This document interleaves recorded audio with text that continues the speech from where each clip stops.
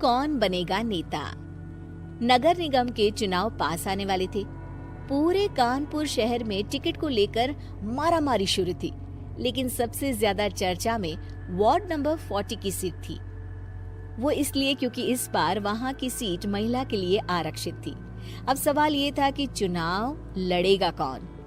इससे पहले ठाकुर साहब वहां से पार्षद थे और इस बार उन्होंने अपनी पत्नी सीमा ठाकुर को टिकट दिलवाई और ठाकुर साहब की शान के कारण सीमा जी ने 20,000 वोटों से चुनाव जीत लिया।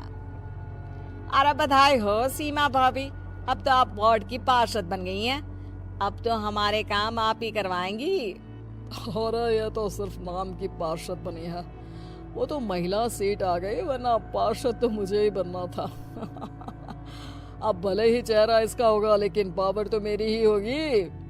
अरे वाह भाई साहब, क्या दिमाग लगाया है आपने भी। आइए आप लोग, खाना लगा दिया है सबके लिए। सीमा जी पार्षद बन चुकी थी, फिर भी उनकी एक ना चलती। सारे काम ठाकुर साहब खुद ही संभाल लेते और जहाँ जरूरत पड़ती वहाँ सीमा जी का अंगूठा लगवा लेते। सीमा जी ज्यादा पढ़ी लिखी भी नहीं थी। एक दिन ठाकुर साहब और सीमा एक प्रोग्राम में जाते हैं। अरे ठाकुर साहब, आप आ गए। ओहो, पार्षद मैडम भी आ गई हैं। स्वागत है आप दोनों का।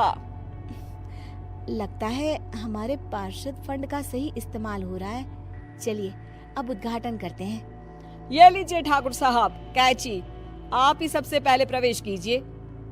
सब लोग आगे निकल जाते हैं और सीमा जी पार्षद होने के बावजूद भी पीछे खड़ी रह जाती हैं।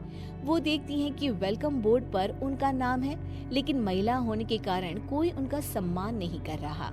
अगले दिन एक आदमी उनके घर आता है। अरे ठाकुर साहब नमस्कार।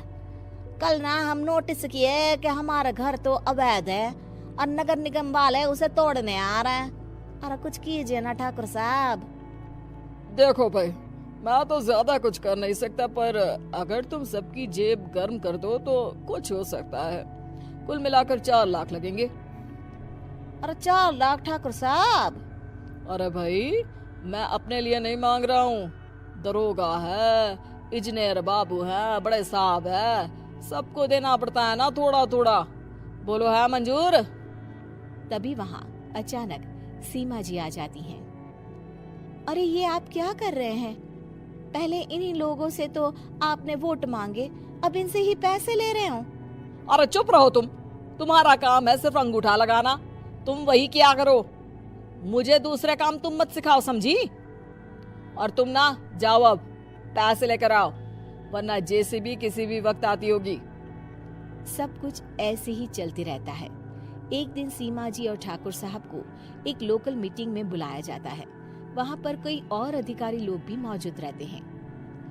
अब मैं चाहूंगा कि ठाकुर साहब हमारे बीच 2 शब्द कहें। मेरे प्यारे भाइयों और बहनों, आज मेरा सौभाग्य है कि मैं आप सबकी सेवा दिन रात कर पा रहा हूँ। आपने मेरी पत्नी को भारी मतों से जिताया है, इसलिए मैं आप सभी का शुक्रगुजार हूँ।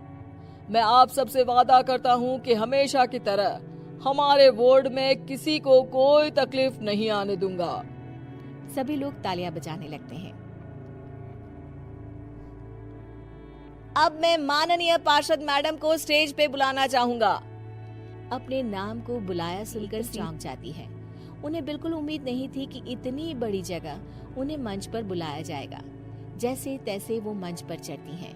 ऊपर जाते ही सीमा जी को सारी पुरानी बातें याद आ जाती हैं कि किस तरह उनके पति उन्हें कभी भी आगे बढ़ने नहीं देते और उनके नाम से गलत काम करते हैं। वो बोलने लगती हैं, मैं आपके वार्ड की पार्षद सीमा हूँ। आप में से बहुत कम लोग ही मुझे जानते होंगे, क्योंकि इससे पहले मुझे कभी ऐसा मौका ही नहीं मिला। सारे मौके मेरे पार्षद पति यानी आपके ठाकुर साहब ही लेते रहे, लेकिन आज ये मौका मुझे मिला है तो मैं इसे ऐसे ही नहीं जाने दूंगी।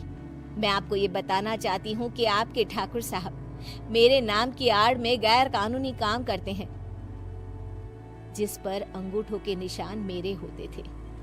इसीलिए मैं अपनी गलती मानती हूँ और आज अपने पद से इस्तीफा देती हूँ, ताकि आगे से कोई गलत काम ना हो पाए।